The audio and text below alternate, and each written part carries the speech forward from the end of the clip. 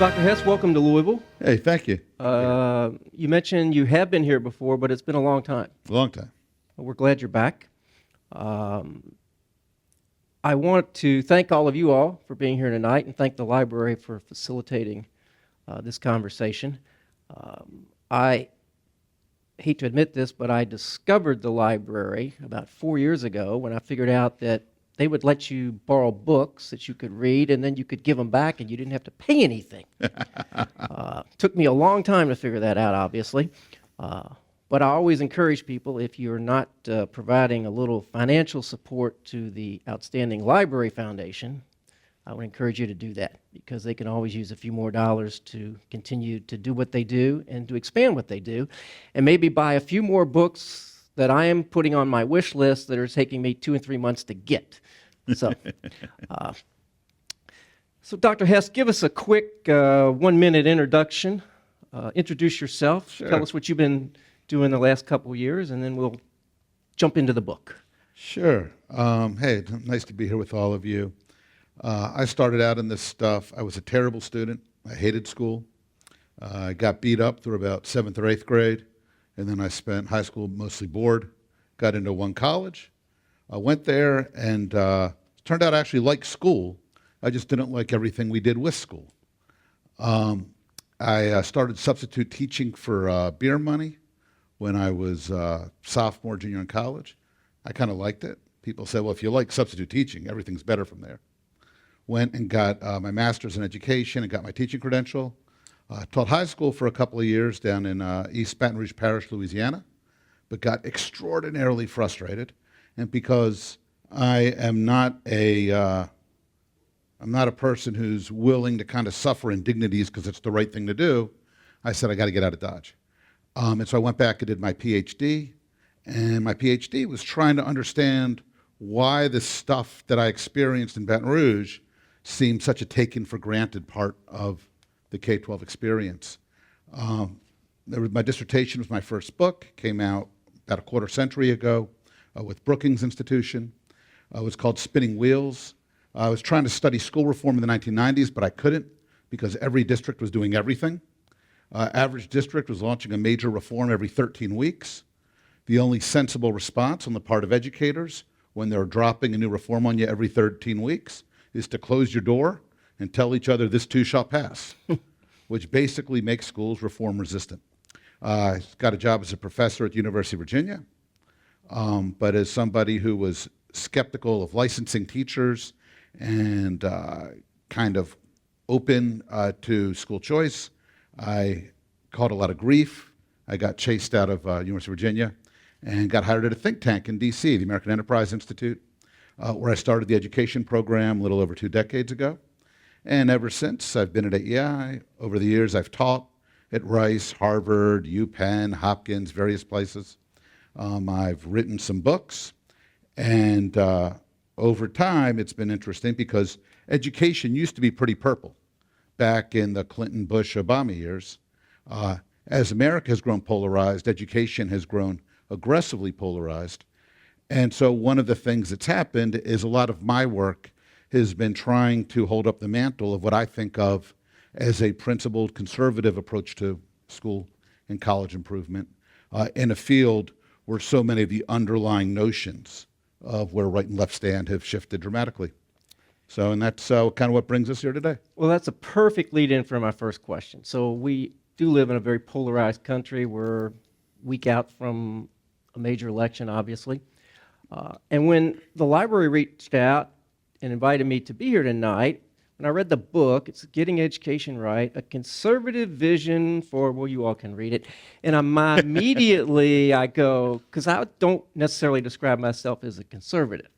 And so I had maybe misconceptions of what a conservative is, at least as it relates to your definition. So what's your definition of a conservative? Sure, I'm not happy to. First off, in America today, politics has very much become a tribal kind of blood sport.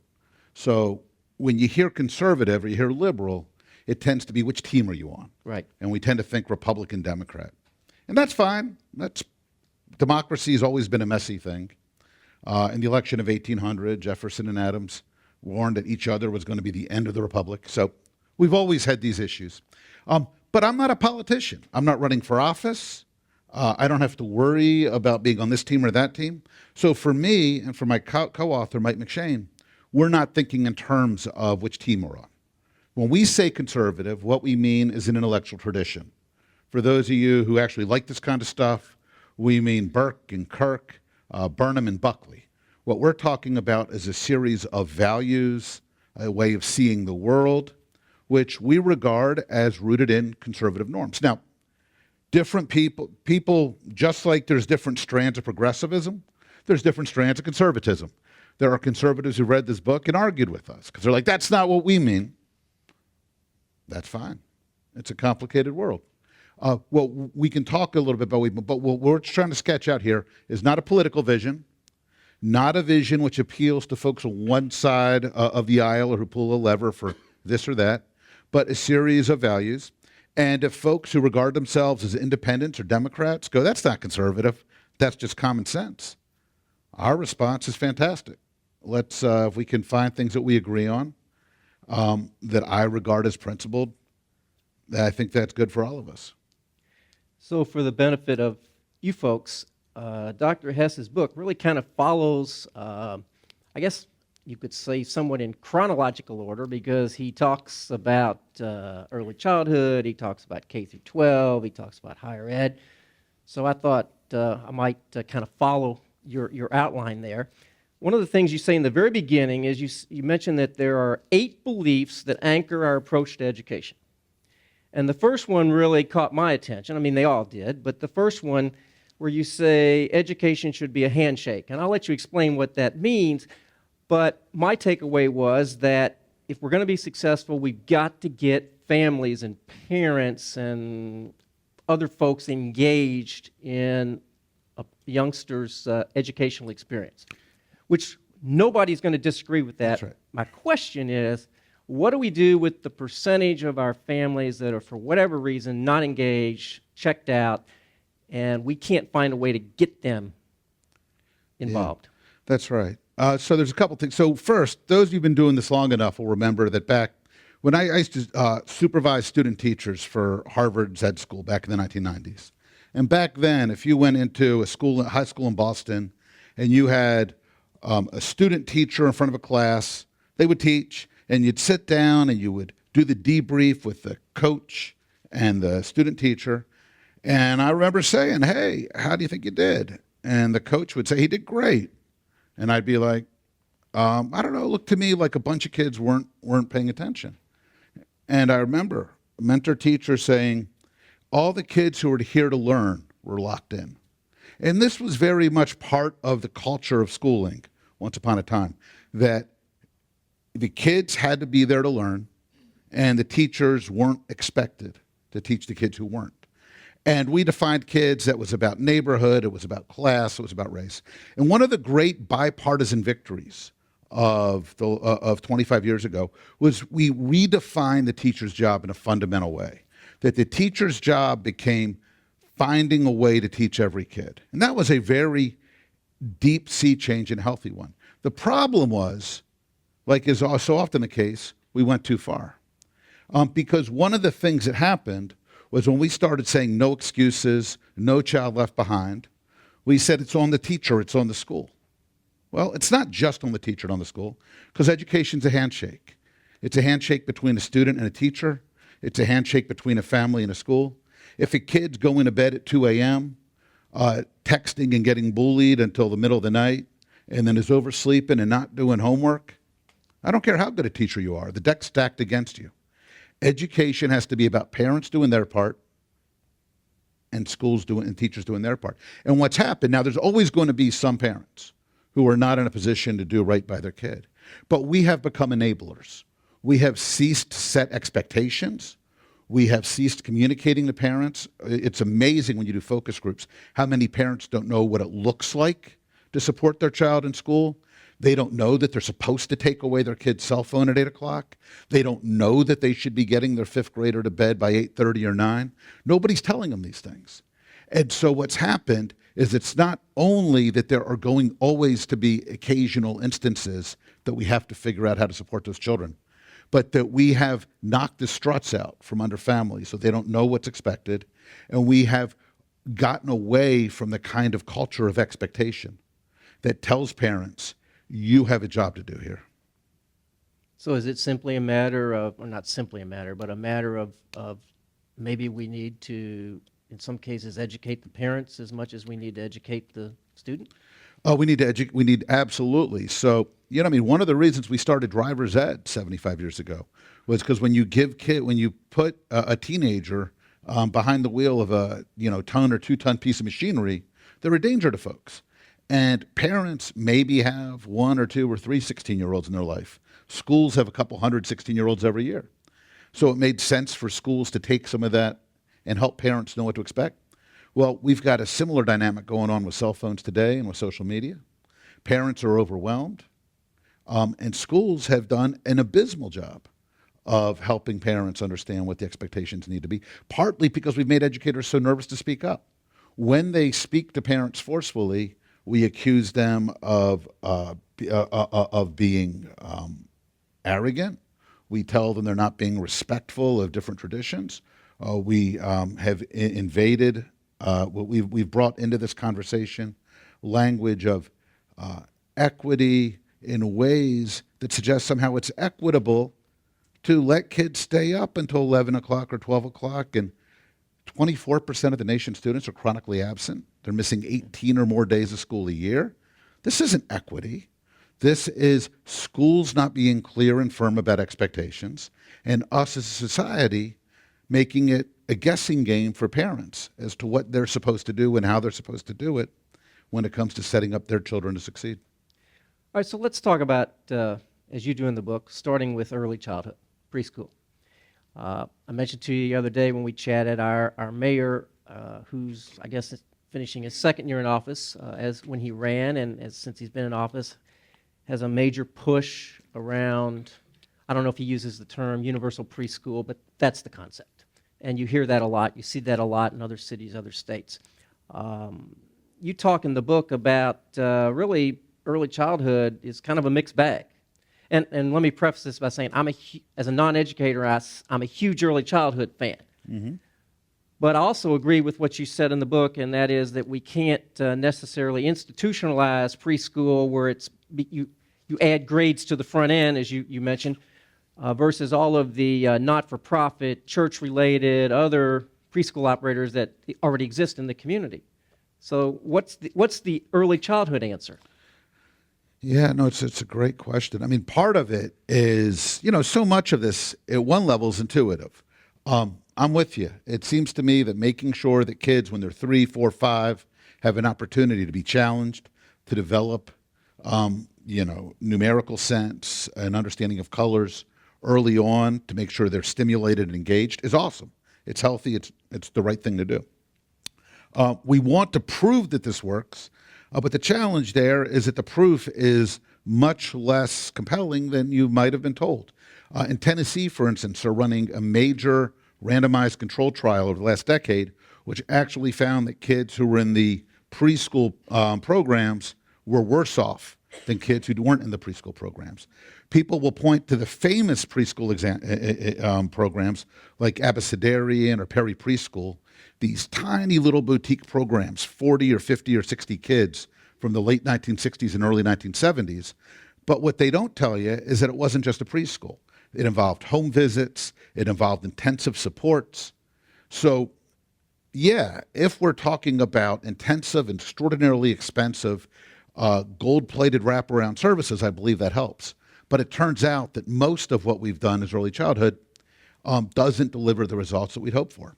Now, what's happened when folks have tried to do industrial strength early childhood, like Mayor de Blasio up in New York about 8 or 10 years ago, is what they did was they basically stapled a grade or 2 on the front end of New York City's K-12 system.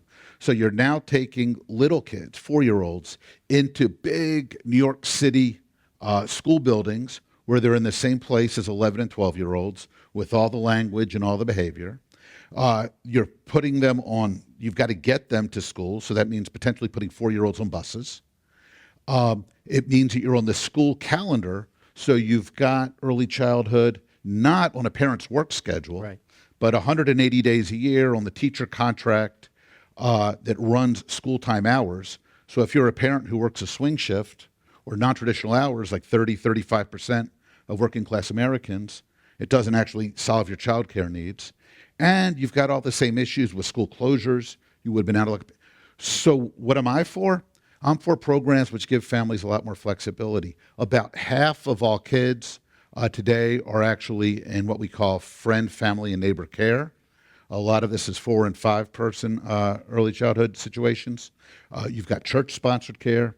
If somebody wants to say, we want to help make sure that families have the resources so they can pick the environment that's right for them, and school districts can try to expand their offerings alongside that, I don't have any objection. This is important both for working parents and to make sure kids are in environments. But I get very nervous when people start talking about big, kind of bureaucratic, 180-day year solutions, which still leaves parents at loose end a huge amount of the year. So not that any of us would repeat this, but if somebody from the current city administration reached out to you and said, we're chasing this preschool idea, give us some free advice, what are you telling them?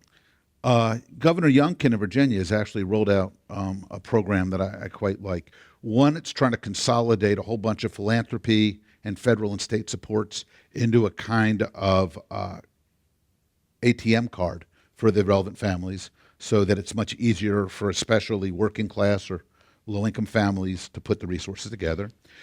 2, they're working with the higher ed system so that where you've got underutilized buildings, you're actually making those available for early childhood. In most states, you have extraordinary frustrating barriers for folks trying to do early childhood. So that in Kentucky, for instance, if you're a K-12 teacher, if you're certified in one of the 170-odd districts, you can go to another and you're still certified. In early childhood, in most states, you actually have to go through licensure all over again to move 10 miles across the state in terms of what you're doing. So it's about impediments, it's about finding space, it's about making it easier on parents. They're building a searchable portal so that families who aren't plugged into the PTAs have a way to kind of figure out what the options are in their community. Those are the kinds of things that I think are first steps. So let's jump to K-12. You talk about, and I made a note, I wrote down, great schools, 3 words, formative, flexible, human. What's that mean? So formative, first off, that, Mike and I were, in the book, we worry that too much of education has become performative. We tell the story of the teacher who took to the back page of Education Week, Education's paper of record, to write an essay about how she leads students when they're reading Shakespeare. She has them stop every time she disapproves of a phrase because she thinks it's misanthropic or misogynistic, and has them go thumb up or mostly thumb down and boo Shakespeare. I don't know that that's, for me, engaging students. If they like Shakespeare or hate Shakespeare, I'm good with that. But I don't think the job of the teacher is to tell the students how to feel about what they're reading. It's to help the students wrestle with it. So that's formative. I forget the other 2 you said. Flexible. Flexible. Look, kids are different. Families have different needs. Families work on different schedules. Ed Choice, for instance, does a monthly survey of parents, and it turns out that ever since the pandemic, 50% or more of parents and teens have said that they would like their kid to be able to go to school from home at least 1 day a week. It doesn't mean they want to be homeschooled. 80% or more want their kid in school several days a week, but it means they like the flexibility of getting to do their homework with the kid, of getting to see. That's flexible. Flexible means that if you are running language programs, that kids have options, that they can speak Arabic or Mandarin, not just French and Spanish. But it's hard to find teachers for a lot of these subjects, especially, say, in West Kentucky, I'd imagine. So how do we start to use new tools, technologies, delivery options to? And then human. I mean, one of the things that's frustrating for me, I think, on both right and left, is that during, say, the No Child Left Behind era, it was very easy to start talking about schools like you would talk about building a house. It was all about what's what's the adequate yearly progress target, and where are we, and what schools are in needs of improvement, and what do we do to our reading and math and science scores, because that's all that No Child Left Behind wrestled with. Right. And those things are important. I think it's important that kids be able to read. But at the end of the day, for me, what makes a great school is it's the 10,000 little hard-to-see things that happen each day between teachers and kids. What makes a great teacher is knowing when to put a hand on a kid's shoulder and when not to, when to challenge a kid and when to be gentle. And these are things that tend to fall out of our conversations about licensure and accountability. And now I do worry, because parents woke up to the fact that their kids were frustrated and angry and alienated in school. 60% of high schoolers are disengaged, if you look at the surveys. And so now we've almost gone too far sometimes in the other direction of whatever the kid feels that day. If you don't feel like getting out of bed, honey, we're not going to make you go to school. Huge numbers of this happening across the country.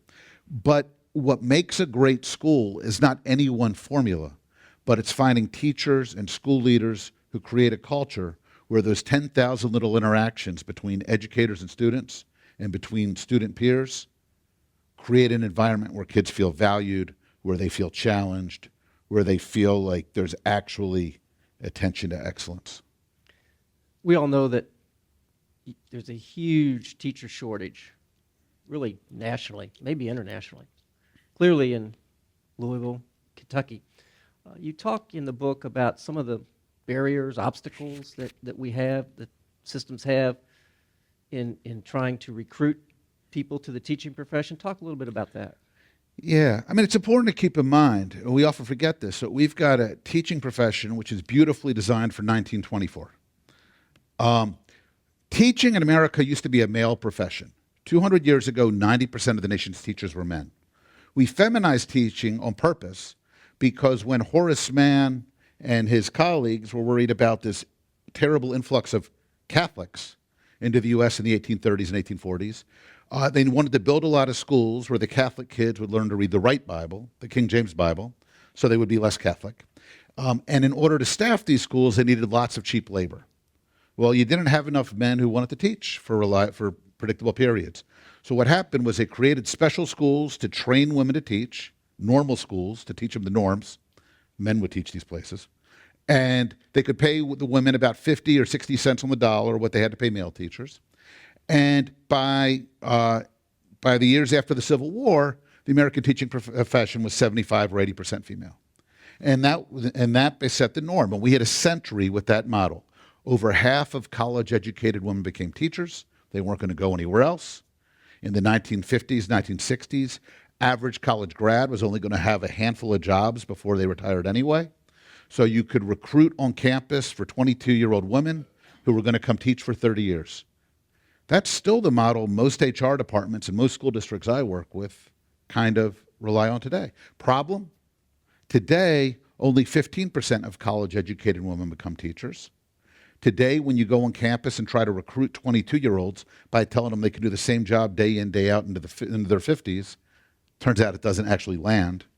What's that suggest? Does it mean that the old model of hire teachers, tenure them, pay them step and lane scales for 30 years was the wrong model or a bad model? Of course not. It was a perfectly reasonable model in 1924 and 1964. The problem is it's wildly out of whack with how educated professionals get jobs and do their work in America today. So long as Jefferson County's job is every year to try to find 6,000 quality adults who are going to fill all its classrooms, especially in STEM fields, especially in areas like biology or calculus. It's a dog chase in the car. What I'm strongly in favor of is us starting to think not so much about how do we get in the country 3.5, 3.6 million terrific teachers every year, but how do we start to rethink what the teaching job is? How do we start to unpack that so that we understand that if you are a phenomenal reading teacher, it's crazy that you're only teaching reading 75 minutes a day to 26 children. And then you're teaching math to 75 children. And then you're watching kids eat lunch for 35 minutes in the cafeteria. If we have scarce skills in our schools, we ought to make sure we're tapping those skills and compensating the educators accordingly. If we've got great teacher leaders, we ought to be redesigning their teams so they are actually leading colleagues who are part of their grade level, who are part of their subject team. So I think what we need to do is we've tended to kind of get into this back and forth about, do teachers care enough? Do they work hard enough?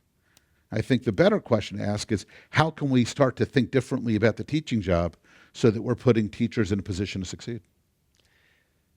So when we talk about teachers in this country nowadays, it seems inevitably we start to talk about teachers' unions, teachers' associations, which you do mention in the book. And some of our teacher leaders are in the room tonight.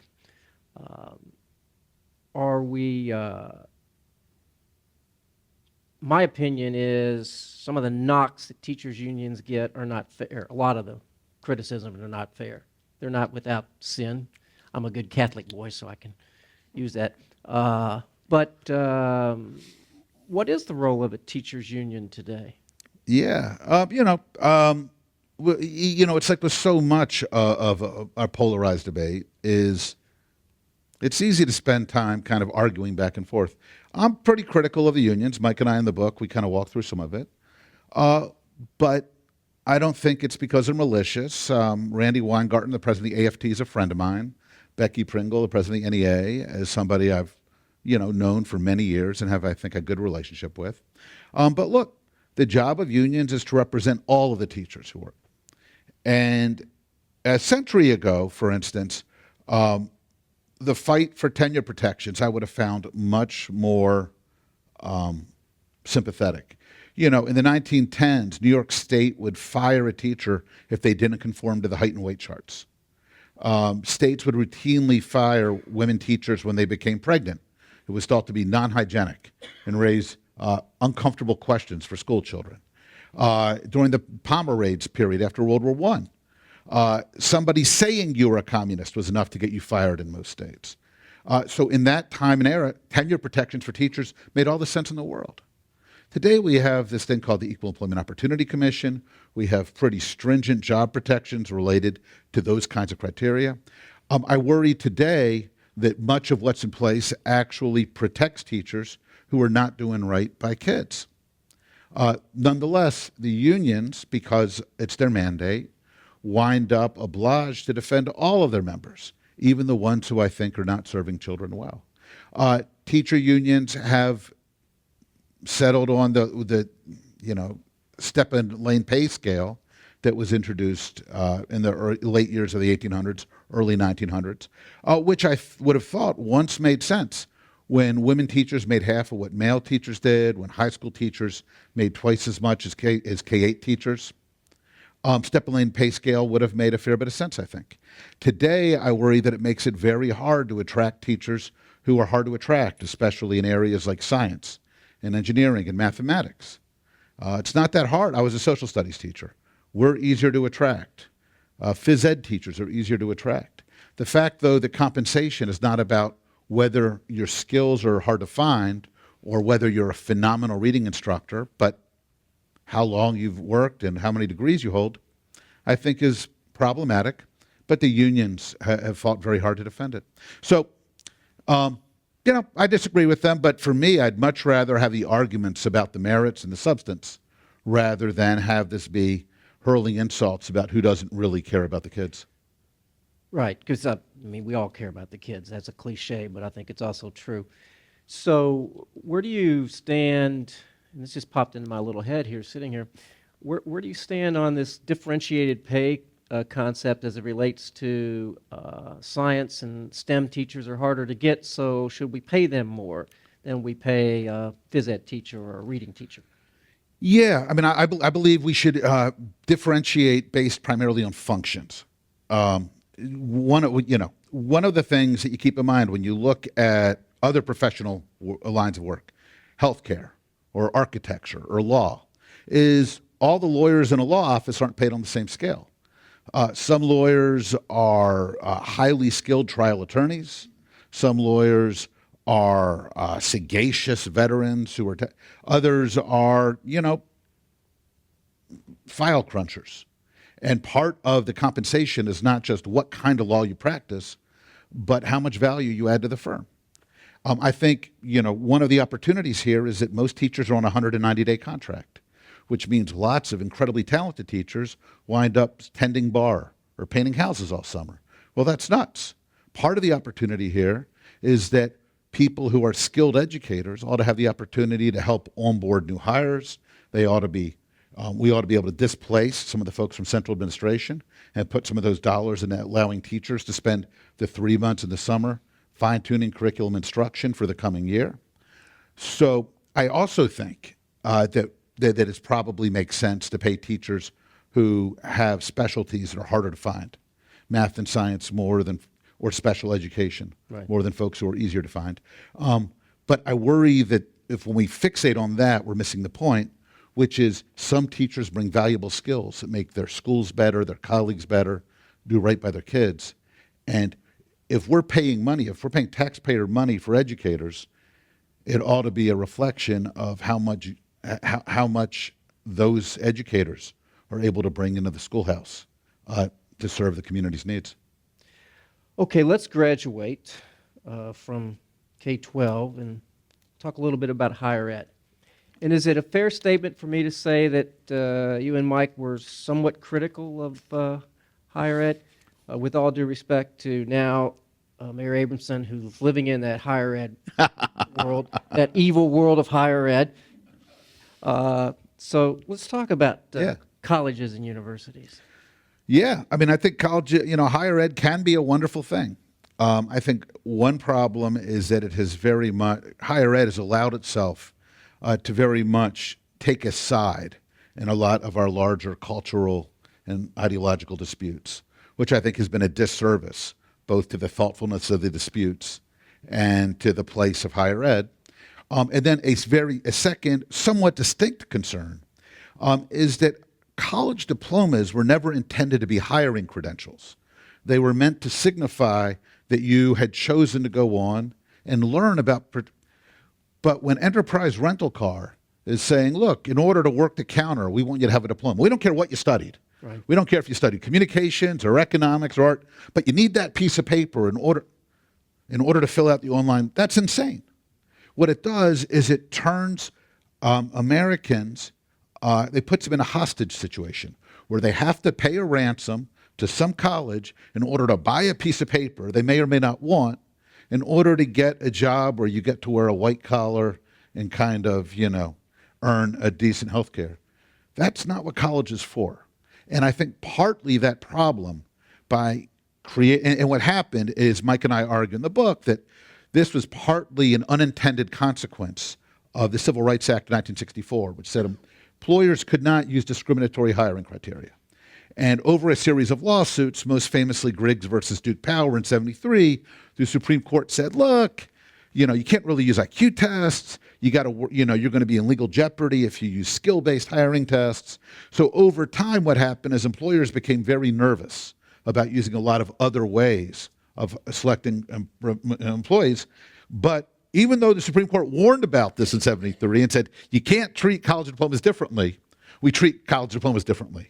And so what happened is lots of people felt like they had to buy that piece of paper in order to get to the bucket for the kinds of jobs that are going to, that you have a chance to make a lot of money and kind of not sweat too much. And I don't think that's been good for college, and it sure as heck hasn't been good for Americans. So what's the solution as we sit here in 2024? So there's twofold. On the first one, the fact that higher ed feels like it's on one side of these divides, I think we're starting to see some self-correction here. We see colleges embracing institutional neutrality. The famous Calvin report for Chicago 60-odd years ago that, of course, individual professors can write their op-eds. And of course, they can go on radio and they can speak their piece. But the question is whether the college should say, this is what we all think. And that's not the place of institutions that exist to cultivate free inquiry and reflective discourse.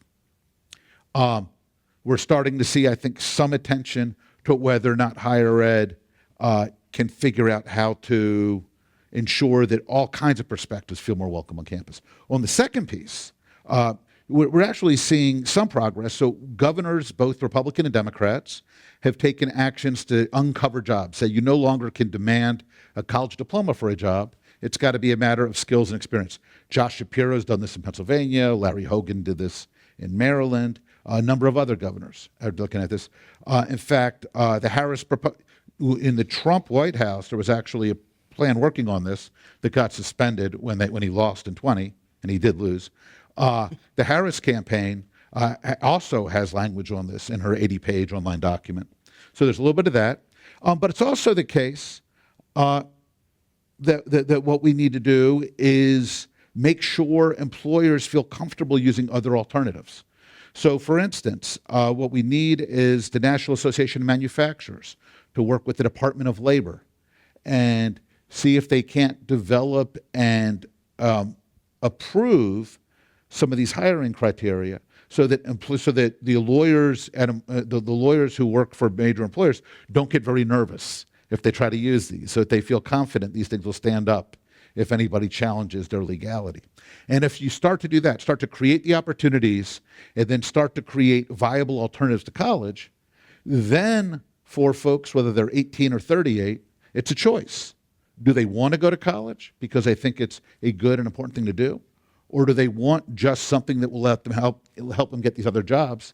And they have that, and I think that creates a healthy dynamic in which colleges will also maybe be taking a second look at how much they cost and how relevant their skills are in ways that'll work for everybody. I mean, as you're talking, I'm sitting here. If I'm a college president or I'm a board of trust of a college, I'm not very comfortable and or excited about the prospect of what you just described. Correct. Yeah. No, they get very. You just carved out 20% of my enrollment. Yeah, they get very frustrated with me when I say things like this. And again, this is one of the funny things. Some people have said, well, Rick, why did you even bother saying it's a conservative book? Why not just it's a book of ideas or whatever? Well, partly because, it matters where we come from. There are progressives who will talk about kind of college credentialing the same way I do.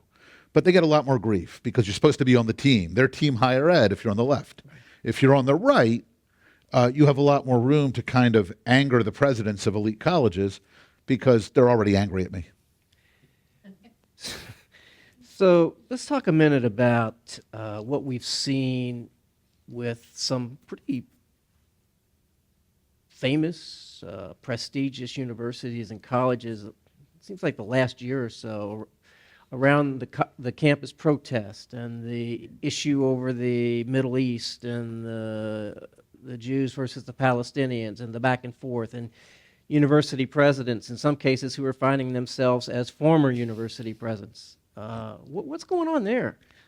Yeah, I think what happened, it's funny, Claudine Gay, who was the short-term president of Harvard University, was an old classmate of mine. We did our doctoral. And you're a Harvard alum, yeah, correct? Yes. Yeah, so did my.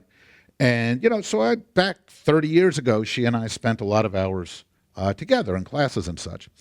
And it was funny, she never struck me as somebody who was particularly given to kind of the DEI philosophy. But what happened was we got to a point in higher ed where this stuff started to overtake campuses. So that if you wrote on the sidewalk in 2016, Trump, you could be brought up by a bias response team and investigated by your campus. We had a professor, Lauren Kipnis, at Northwestern University, who wrote a scholarly article critiquing the Title IX investigations is lacking due process as being a witch hunt, under which, and for writing an article, she was investigated by the university's Title IX. So you had a lot of this stuff that I think that had gone too far. And what happened after Hamas, invaded Israel and murdered children and burned mothers to death and took a couple hundred hostages, campuses were suddenly paralyzed because in the way that they had been framing these DEI conversations, Jews, I'm a Jew, we're white people. We're privileged in the hierarchy. And Palestinians are people who are oppressed in that hierarchy. And so the idea that campuses might kind of come down, UCLA, they would not allow Jewish students to walk across campus. They created a Jew-free zone, and the college was afraid to actually intervene. At Columbia University, students were threatened. The head of the Harvard Law Review beat up a Jewish, who was Palestinian, beat up a Jewish student in Harvard Yard on camera, and there was no consequence. Part of the problem was because I think this mindset that there's oppressors and the oppressed, and the Palestinians had taken such deep root that higher ed was paralyzed. And I think what you've seen play out over the last 12 months was higher ed realizing that that had gotten to a point that was no longer viable. I think Chairwoman Virginia Foxx of the U.S. House of Representatives deserves enormous credit for kind of forcing this issue into the light. I think boards of trustees started to see this stuff playing out on social media, and I think the newspapers started to step up. And I think what you're seeing now is an aggressive correction, and a very healthy correction, which says, look, higher education, colleges exist to be places of learning. If you want to make the case for why Hamas was justified, I'm personally appalled, but that's part of what happens in higher ed. If you want to hold a protest which is respectful and makes a point of view heard, or bring in speakers, that's appropriate. But higher ed does not exist so that we can have a bucolic backdrop for adolescent angst.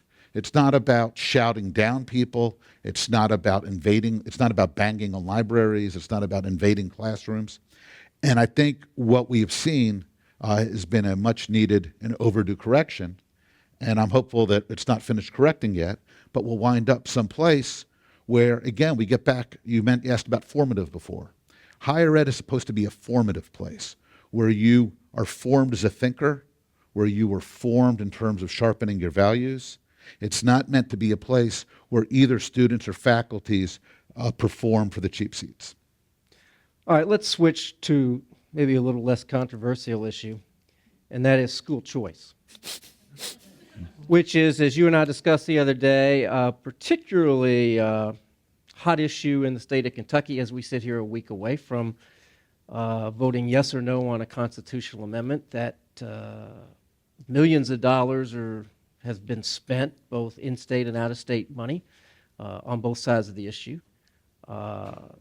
In the book, you talk about that some people perceive school choice as a, quote, war on teachers and public education. And in the back and forth on the 30-second TV commercials, which I love it because the stations run a yes and then a no back-to-back or vice versa. It's like, that just doesn't seem right.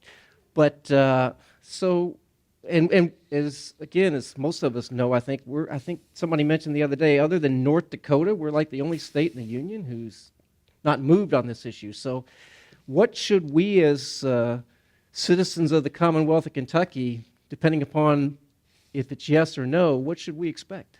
Yeah. And I mean, it's, as y'all probably do know, Kentucky is one of 3 states with a referendum on choice next Tuesday. It's also in Colorado. There's a similar pro-choice effort. And in Nebraska, there's one to overturn legislation that created choice. Look, I think the first thing to keep in mind is that the world's a complicated place. I am pro-choice. I'm pretty much full spectrum. I am in favor of vouchers, of tax credits, of charter schools, of magnet schools, of education savings accounts. Not because I think these things are magic solutions, not because they will magically fix education, but because, one, I think they create the opportunity to do better. I think they make it easier for families and educators to find work environments where they can do their best work, that are the right fit for that child, or that align with kind of what that educator wants from the school they work at. I think, second, it's important to keep in mind that for most when you hang out with people who cut these commercials or fly around arguing about school choice, it tends to be one or the other. Either public schools are failing and bad and we have to blow up zip code education, or this is a conspiracy of billionaires who are eager to destroy American education for personal profit. Sounds like you've been watching Kentucky television. Yeah. And the reality is most normal Americans don't think about it that way. When you ask Americans, do you like your kid's school? For the last 60 years, it has consistently been that 70 to 75% of parents will give their oldest kid school an A or a B. They like their school. It's also the case when you ask Americans how they feel about education choice today. 70% plus are pro-charter schools, pro-education savings accounts, pro-tax. What's going on? They don't actually recognize the war that you see on TV.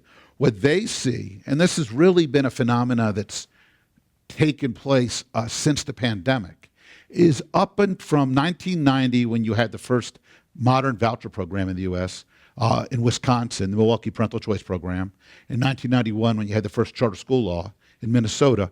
From 1990 through about 2019, most of the argument about school choice was this is a way to let kids trapped in awful schools get to safety. It was a lifeboat for kids mostly trapped in awful or unsafe urban schools.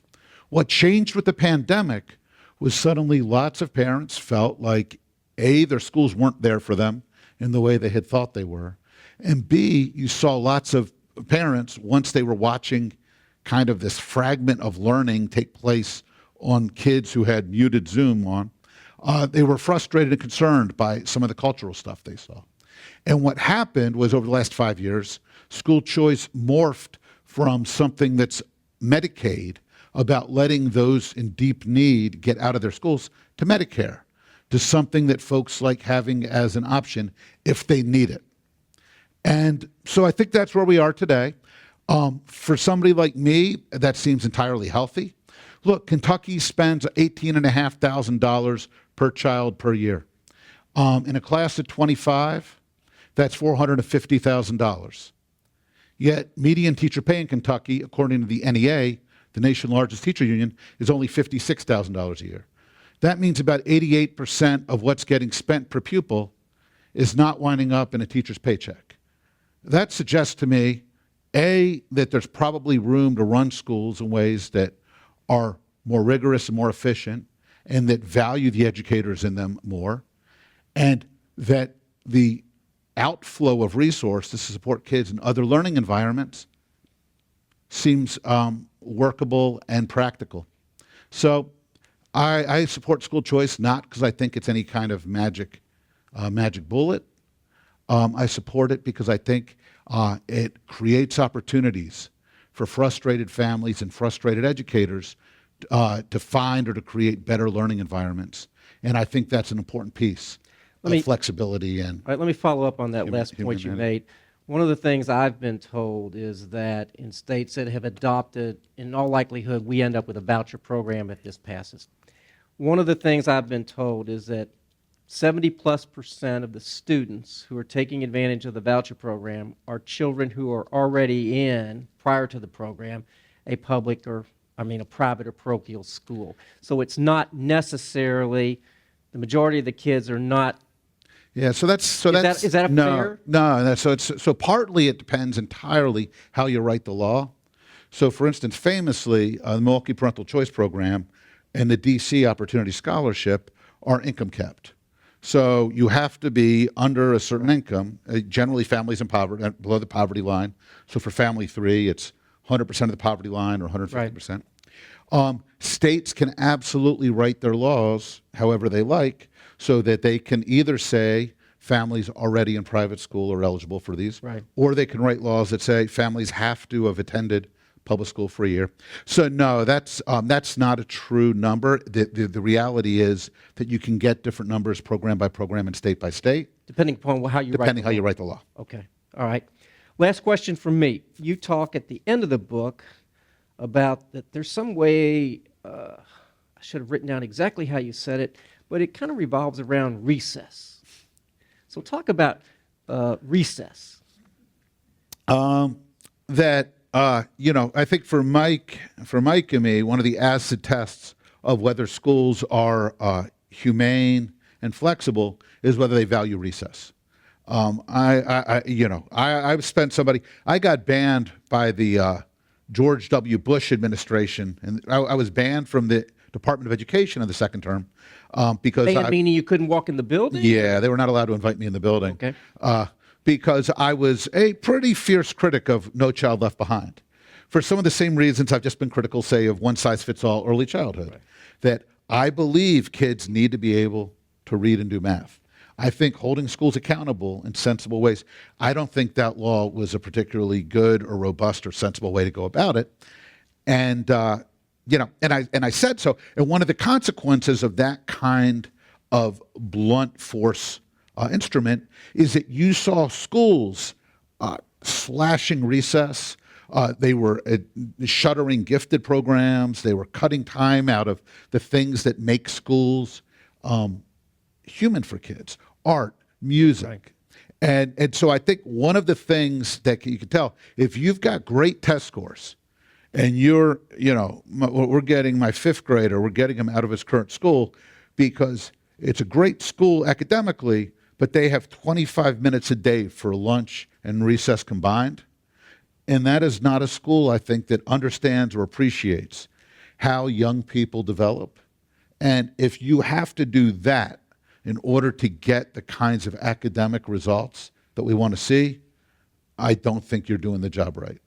You also talk, and I meant to mention this earlier when we were talking about early childhood, you also talk about, and I 100% believe in this, that we need to incorporate play because they are children, not just with preschool, but with children in general. They are children, and so play needs to be, which is in effect what you're saying about recess. That needs to be part of their day. Absolutely. And we talk about chewing, walking and chewing gum. Part of the problem is schools are actually hugely inefficient with time. Matt Kraft at Brown University did a wonderful study. It should be done 100 times a year, and it's not, which is a real problem. It's the only time it's been done I know of in the last 25 years. He and a bunch of his doctoral students hung out in the Providence, Rhode Island schools for the better part of a year. And what they did was they tracked all the interruptions to class. Kids walking in, adults walking in, kids coming late. The average Providence, Rhode Island classroom had 2,000 interruptions a year, consuming about 60 instructional hours. That's about 2 weeks of school. So here's my proposal to folks in schools. Let's get back half of that 60 hours because we're not actually controlling what's happening in the buildings, because we're not actually keeping kids under control and stopping grown-ups from randomly walking in. And let's put that 10 hours into additional recess time. The kids will get just as much learning, but instead of twiddling their thumbs because they are bored for, 30 hours, right, half that time, because they're bored for those 30 hours. Let's give them 30 extra hours a year of actually running around, playing dodgeball and climbing on the monkey bars. Yeah, I also was struck this morning as I was finishing reading the book about, in some cases, we banned dodgeball and other fun recess activities. At least they were fun 50 plus years ago. And I think they're still fun today. Partly it's that we've become very risk averse. Yeah. So a lot of schools are nervous about, kids doing any sport. So touch football at a lot of schools are nervous about it because they don't want the kids touching each other for fear of legal liability. And I'm like, look, there's got to be a certain point at which we expect adults to kind of just take some responsibility for supervising kids. And the other part is you find some true lunatics out there who are saying something like dodgeball is a game that teaches kids, violence. And I'm like, we got to get a grip. Yeah. Okay, I don't have any more questions on my reused envelope here, so I'm hoping you all have a few. And if you do, if you'd step up to that microphone that's in the middle and fire away at Dr. Hess. Don't be shy. It's not shy. And I would encourage you, I was at an event similar to this a couple weeks ago, and we had several people who stood up and gave a speech. Please don't give a speech, just maybe ask a question. Mr. Jones, how are you? Hey, I'm good, Sam. And I'm going to try to ask something about the part of the spectrum I probably know the least about, but and that's post-secondary. I mean, it's great sport to run around and make fun of elite universities and all their foibles, but most Americans who go to post-secondary education don't go to elite schools. Most of them go, if I understand it right, to community colleges. And in Louisville, Kentucky, we don't have any elite schools. So that's all great, really great sport, great divide up the, politics. But what's your message to, the schools where, many of the students are not full-time students? There are all kinds of alternative things going on. There are a lot of undeniable strivers there from all different kinds of backgrounds. And I think for a city like this, where most of the employees are in the essential worker economy more than the knowledge economy, that might be something at least of more interest to me. That's a fantastic question. And the gentleman's exactly right. We get this wrong all the time. 85% of the nation's students are not what you think of as traditional students who start college at 18 or 19 and live on campus. 85% are either later in life, it's part-time. So two big things I would say about this. One is that from the elite colleges all the way down through the community colleges, we have seen a profound erosion in standards. So back in the half a century ago, average college full-time student was expected to do about 20 to 25 hours a week of work out of class. 12 hours of class, so they were working about 30 to 35 hours. And part-time students less. Today, the average full-time student reports that they work about 6 to 8 hours a week out of class. So they're doing, even with class going, they're not even doing 20 hours a week. Schoolwork, not paid work. And in fact, in the 1990s, for instance, 40% of full-time college students had part-time jobs.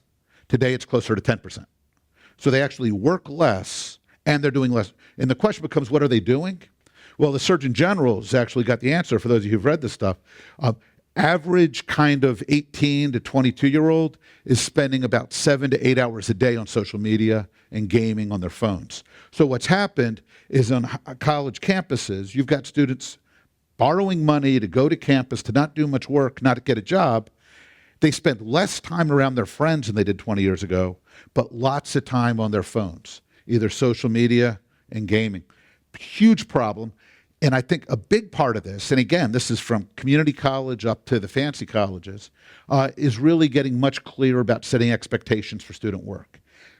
Part of the problem is if you're a professor, you don't want to be the one mean son of a gun on campus, because students on ratemyprofessor.com, they will say not to take your classes. People will avoid you. The students will grumble and make your life miserable. In many cases, even at second tier, not only at fancy places, but further down, parents will actually call professors to tell them to get off their kids' back. So the easiest solution for professors is just to give just enough work that the kids won't complain. This is why, just like it's unfair to kind of make this about failing individual teachers in K-12, it's unfair to make this about individual professors, I think, in higher ed. I think what's happened is institutions have accepted an erosion of the culture, and we need to kind of fight back on that. Second piece of this, and especially at, say, community colleges, is in elite higher ed, we've now created this norm where a full teaching load for faculty tends to be a 1-1 or a 1-2. That means they teach one course in the fall and one in the spring. This is partly why college is so incredibly expensive. It's partly why students struggle to graduate on time, because the courses they need aren't always taught. It also undermines kind of the intellectual culture of college, because students don't get to know full-time professors. They spend most of their time with adjuncts who aren't really part of the full-time community or graduate students.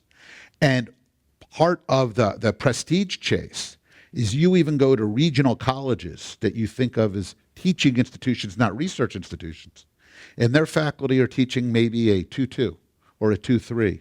So they're teaching maybe 6 hours in the fall and 9 hours in the spring. Even if you add the other commitments, it means they are teaching 26 years, maybe 20 hours a week. We need to reset the expectation that most people go to college to be students. That's why colleges are there. Faculty ought to be expected to teach 30, 35 hours a week, say half the year. They're on a 40-week contract at most places.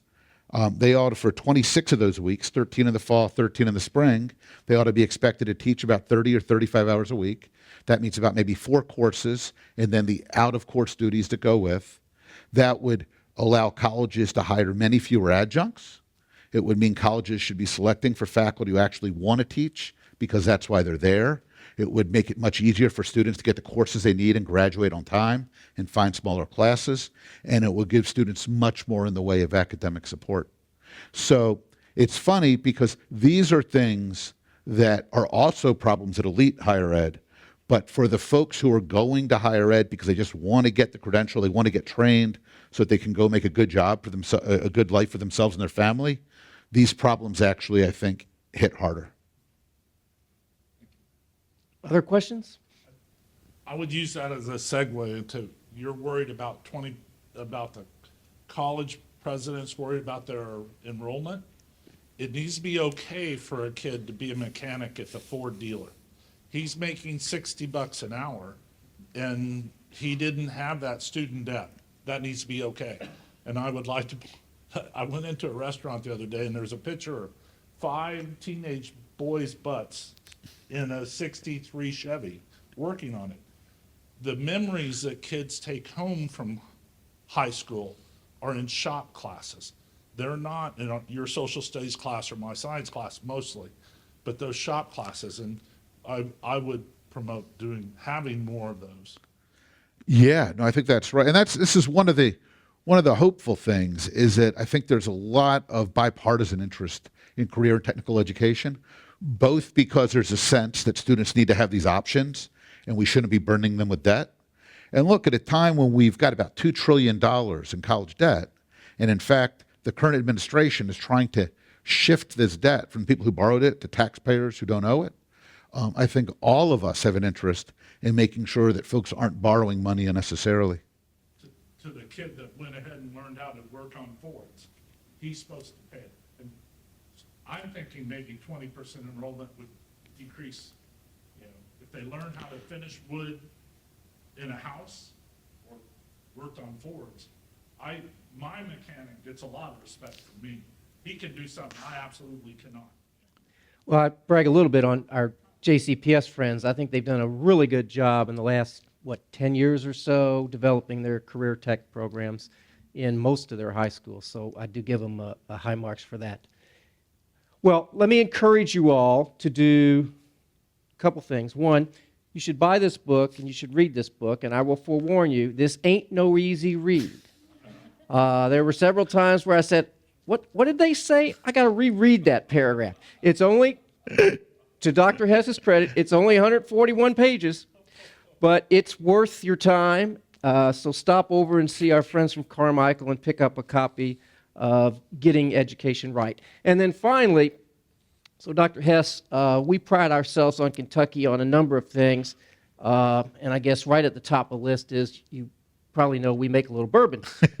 So I want to send you back to D.C. with a couple of our finest from our friends at Maker's Mark and then our friends at Brown-Forman and Woodford Reserve. If you're not a bourbon fan, there's probably somebody in your office or in your world that is. So, Everybody's a bourbon fan. So thank you for being here. Oh, thank you. Thank you, Sam. Thank you.